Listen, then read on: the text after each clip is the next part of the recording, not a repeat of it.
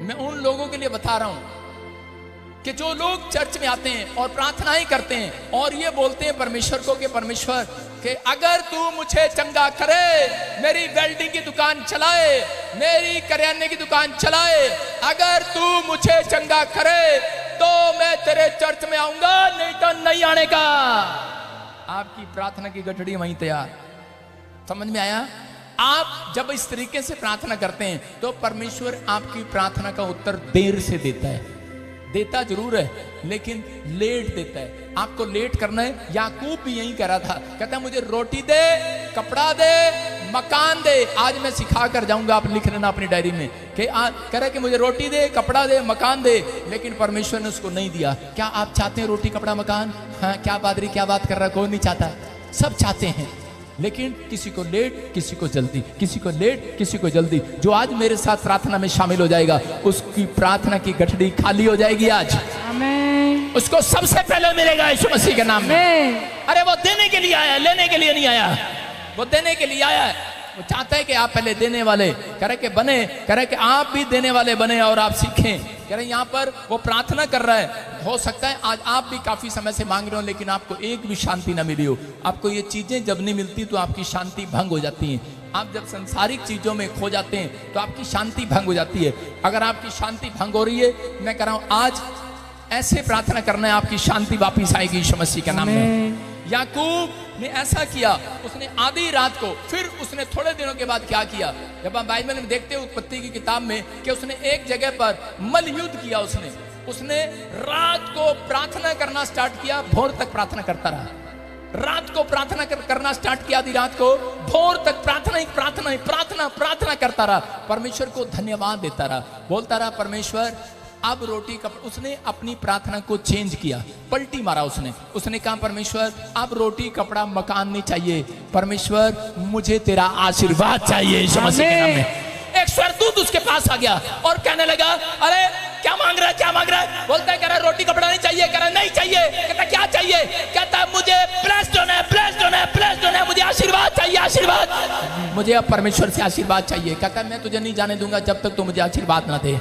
और इसका मतलब जब आपके शब्दों में परमेश्वर धन्यवाद की बातें देखता है, जब आपकी जब बातें परमेश्वर के मन को छू जाएं, कोई आपका शब्द परमेश्वर के मन को छू जाए, तो उसी समय परमेश्वर आपके लिए अपना दिल खोलने के लिए तैयार है यीशु के नाम में। याकूब भी पहले अपने मुंह के शब्दों को सही नहीं कर रहा था।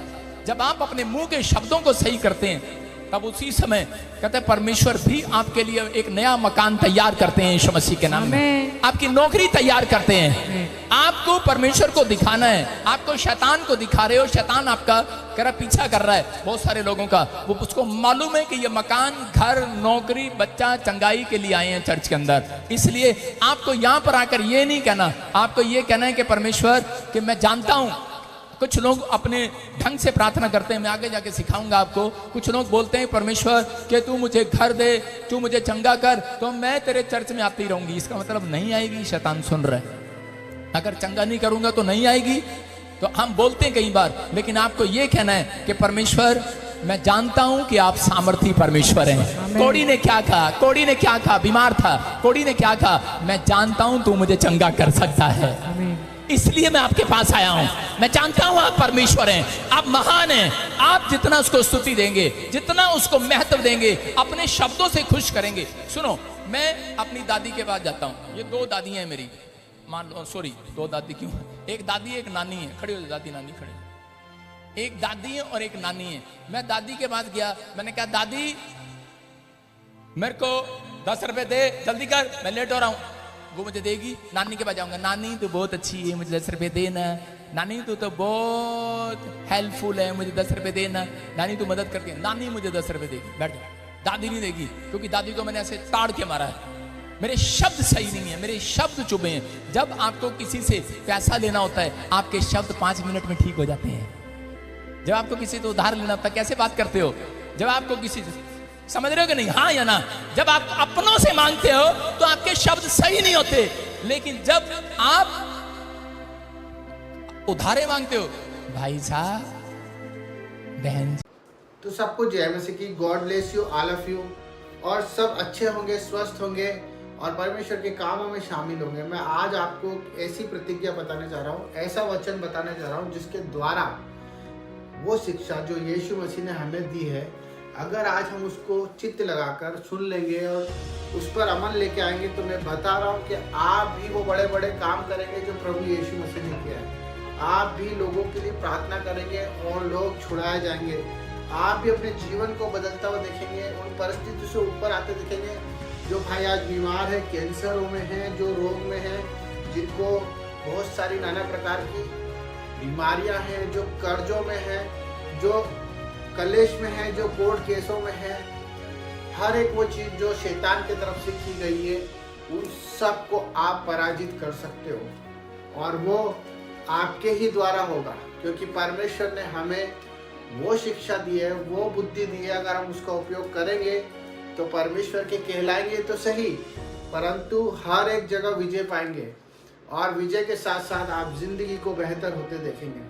तो मैं आपको बताने जा रहा हूँ जो प्रभु यीशु मसीह हमसे कहते हैं, जब हम परिस्थितियों के बोझ से दबे होते हैं, तब प्रभु यीशु मसीह हमसे कहता है कि तू अपना बोझ मुझको डाल दे और मेरा बोझ ले ले, क्योंकि मेरा बोझ हल्का है। उसी प्रकार जब हम बीमारियों में होते हैं तो प्रभु हमसे कहता है कि यीशु के कोड़े खाने से हम चलते हैं, उसके लहू बहाने से हमने शिफा पाई, उस पे ताड़ना पड़ी, इसी कारण हम आज जीवित हैं। उसी प्रकार जब आप कर्ज में हो तो प्रभु कहता है कि आप ही हमारा परमेश्वर उस स्वर्ग धन के अनुसार जो महिमा सहित यीशु मसीह में है, हमारी हर एक कमी घटी को पूरी करेगा। यस, इन वचनों को अगर आप याद करते हैं, पर याद करने से कुछ नहीं होगा, ना कि बोलने से कुछ होगा, उसे हमें अपने हृदय में जगह देनी होगी। सबसे पहले हमें अपने जितने भी वचन हमें यीशु मसीह के द्वारा और जो बाइबल के द्वारा हमारे कानों तक आते हैं, उन्हें हमें हृदय में जगह देनी होगी। तो वो 5 कुंजियां मैं आज आपको बताने जा रहा हूँ, जिसके द्वारा आप अपने जीवन में अमल करें और परमेश्वर की वो अद्भुत चंगाई, छुटकारा देखें जो अभी तक आप महसूस नहीं कर पा रहे। तो सबसे पहली कुंजी है कि हम वचन को सुने, हम प्रभु को समय दें, वचनों को पढ़े और वचनों को सुने। और वचन को सुनने से हमारा मन चंगा हो। जब हमारी बुद्धि के अंदर वचन जाएंगे तो हमारे हृदय के अंदर उसकी बीज फलवंत हो जाएंगे। और उसी के प्रकार जब हमारे मुंह में परमेश्वर ने बोला है कि हमारे मुंह में ही मृत्यु और हमारे मुंह में ही जीवन है, तो परमेश्वर ने हमें बोला है कि आप अपने मुंह से बोले, अंगीकार करें और उस धार्मिकता को जाने जो प्रभु यीशु मसीह ने हमारे लिए क्रूस पर दी। तो अपने मुंह से अंगीकार करें, प्रतिदिन घोषणा करें और प्रतिदिन वचन को बोले, अपने मन को समझाएं कि जो आज आपके साथ हो रहा है उसे छोटा कर दिया जाए और परमेश्वर के वचन को बड़ा कर दिया जाए और आपके मुंह से बुरा ना निकले, आपके लिए, स्वयं के लिए कोई बुरी बात ना निकले। वचनों के द्वारा मोटिवेट करते हैं। तीसरा कि हमें परमेश्वर के उस बलिदान को जो क्रूस पर उसने हमारे लिए लहू बहा दिया, उसके तरफ हमारा ध्यान होना चाहिए। तो पहली बात मैंने आपको बता दी अपने कान के लिए, अपने मुंह के लिए। अब हमारे आंखों के लिए कि अगर अपने आंखों से हम उस क्रूस के बलिदान को खोजें, ध्यान करें, तो वो दर्द हमें बहुत सारी बीमारियों से दूर कर सकता है। और जो चौथा है वो है कि हम महिमा करें, परमेश्वर की स्तुति करें, धन्यवाद दें। अगर हम प्रतिदिन परमेश्वर को धन्यवाद देंगे, कुछ समय हम चालू करें और उसे बढ़ाते जाएं, परमेश्वर आपके लिए वो दरवाजे खोल देगा जो कभी नहीं खुले। उसके बाद अगर 5वीं कुंजी में आपको बताना चाहूँ तो वो है आप प्रभु भोज लें। प्रभु भोज ऐसा है कि आप अपने घर में सर्वप्रथम उठें और रोटी का टुकड़ा और जो भी जल हो उसके प्रभु की याद में खाएं, ताकि आपकी देह पूरी शुद्ध हो जाए। सुबह आपके जीवन से हर एक नेगेटिविटी चले जाए और परमेश्वर की जीविता जो हमारे लिए मरों में से जी उठा, वो आपके अंदर जीवित हो जाए और आपकी हर एक परेशानी, कर्ज, रोग, बीमारी जड़ से उखड़ के आपके पास आए भी नहीं, उखड़ कर गिर जाए।